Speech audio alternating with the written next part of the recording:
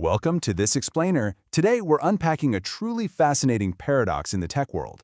We're going to look at how a 6-year-old laptop is somehow completely dominating the 2026 market, and doing so right in the middle of a massive, industry-wide memory shortage. It's a wild story about hardware longevity, skyrocketing component costs, and, well, some pretty questionable choices by major tech manufacturers. So let's dive right into this paradox. Why is a device from late 2020 still so incredibly relevant in today's fast-paced consumer tech market? I mean, in an industry where devices are usually obsolete the literal moment you take them out of the box, the M1 MacBook Air has stubbornly refused to die. Actually, scratch that. It's not just surviving, it is absolutely thriving. A perfect example of this massive shift comes straight from IT admins.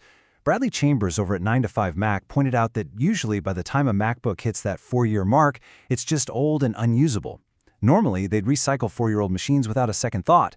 But the M1, it's completely broken that rule. Admins are keeping 30 to 40 M1s actively deployed. And these aren't just sitting in a closet gathering dust, right? They're being used as perfectly capable everyday drivers, loaners, and spares. This single chip literally altered the entire enterprise hardware lifecycle. To understand exactly why this is happening, we just have to look at the old Intel era versus Apple Silicon. Remember the 3 to 4 year lifespan of those hot, loud Intel Macs? They ran scorching hot, their batteries degraded so rapidly, and oh man, let's not even talk about the nightmare of those butterfly keyboards. They were practically a liability after a few years. But then you have the fanless, highly durable M1 design boasting a 5+ year lifespan. No fan literally means no dust buildup. It runs cold, the keyboard is rock solid, and it just sails right past that standard lifecycle like it's nothing. Section 1. The Resale Value King. Now, because of this unprecedented hardware longevity, older Apple Silicon has become the undisputed king of tech resale value. When a laptop doesn't physically degrade as fast as we're used to, the secondary market just explodes with demand. The depreciation data alone is staggering. MacBooks are holding on to a massive 60 to 70% of their value in the first year alone. That is huge. They drastically outperform iPhones, which drop 50 to 60%, and they completely crush the Apple Watch, which loses a staggering 83% of its value over 2 years. Because these M-series chips perform so incredibly well, buyers just aren't afraid to pick them up used. And looking at real 2026 resale data, the base M1 Air firmly holds the 380 to 480 sweet spot. Just think about that for a second. A base model computer from 2020 is still fetching nearly $500 today. It is without a doubt the most liquid and best-selling used laptop on the market right now. If you put a clean one up for sale today, it moves instantly because the value proposition is just unbeatable. Section 2.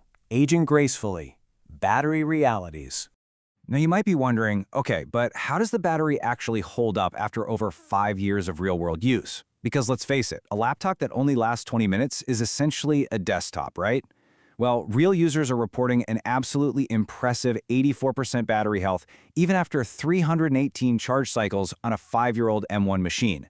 Real-world data pouring in from tech forums shows users well past the 5-year mark still easily clearing that 80% health threshold. They just aren't experiencing the rapid drain that used to plague older laptops. And honestly, this makes absolute sense. Apple officially rates these batteries to hit 1,000 cycles before degrading to 80% capacity. So if you're sitting at roughly 300 to 400 cycles, these older machines still have literally years of life left in them before they ever require a battery service. It is a massive, massive win for the consumer. Section 3. The 2026 RAM Crisis. Okay, so just when you understand exactly why the M1 is such a stellar machine, we have to introduce a massive macroeconomic plot twist that's happening right now. To understand why this crisis matters, think of RAM as your physical desk where you actively work, and your SSD storage as a much slower filing cabinet all the way across the room. Every browser tab, your video calls, the operating system itself, all of it has to fit on that desk. If the desk gets full, your computer has to stop what it's doing, walk over to the cabinet, swap files, and walk back. That trip is 1,000 times slower than just grabbing it off the desk. RAM literally dictates the absolute ceiling of your laptop's performance. And here is where things get wild. The AI data center boom has essentially bought up all the world's memory supply. This has caused the price of a standard 32GB DDR5 kit to abruptly triple, going from roughly $80 all the way up to $374.97. Companies are prioritizing selling exotic stacked memory for AI hyperscalers instead of standard consumer RAM. The market for consumer memory has basically just broken in half. Because of this massive shift, memory practically overnight went from being a 15% rounding error to a staggering 35% of a laptop's total build cost. Imagine the tires on a new car suddenly becoming a third of the entire sticker price. It's wild. Someone has to eat that cost, and you better believe the manufacturers made sure it wasn't going to be them. Section 4. The 8-gig soldered trap. So this crisis forced manufacturers to pass the cost directly onto you. The days of easily getting 16 gigabytes of RAM in a mid-range laptop, yeah, they vanished practically overnight. Now, while Apple simply raised their base MacBook Air prices by $200 to compensate, Windows PC makers took a very different route. They desperately wanted to keep their $1,300 machines looking reasonably priced on the shelf, so they quietly regressed. They started soldering in a heavily restrictive 8 gigabytes of memory. They literally shrank the machine on the inside just to keep the price tag the exact same on the outside. And this brilliantly illustrates the massive divide between the operating systems.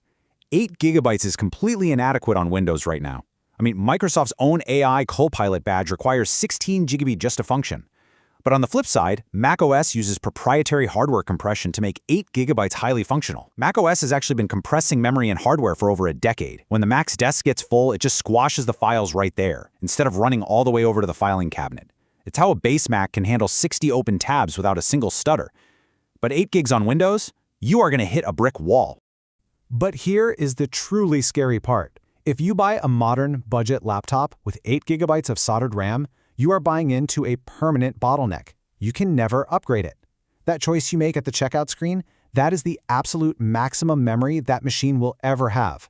It is not just a spec, it's a manufacturer's budget meeting permanently welded into your laptop. Soldered memory is essentially a life sentence for that device. Section 5. The smartest 2026 buy. So, with all this data on the table, and this completely bizarre market of enduring legacy hardware competing against compromised modern budget laptops, how do we actually navigate this? What is the smartest tech purchase in 2026? Well, your main takeaways for this year are pretty simple. If you buy a Windows machine, you absolutely must demand 16G, or at least ensure the laptop has an upgradable RAM slot so you aren't trapped later.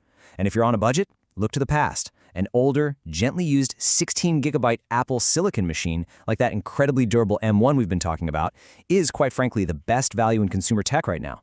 Just, remember to check those battery cycles before you hit buy. I'll leave you with this provocative thought. Go check on your own machine right now. How much memory does your current laptop actually have? And is it soldered shut? Do you know your own limits? I really hope this explainer empowered you to navigate this crazy 2026 market and make your next purchase a truly smart one. Thanks for hanging out, and keep learning.